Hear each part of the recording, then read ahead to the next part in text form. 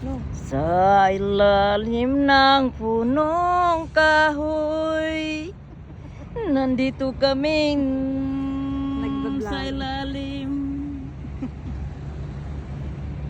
Ang iyong ganda lumalakad sa dilim. Ang iyong pusa, ang puso ay tumitingin.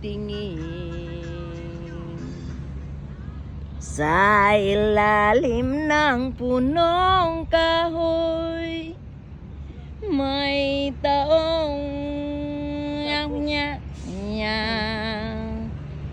Ang ibig kong sabihin,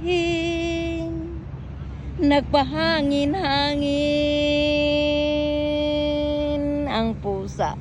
Meow! Meow! Meow! Meow! Ayaw magbali-bali ang pusa. Busog.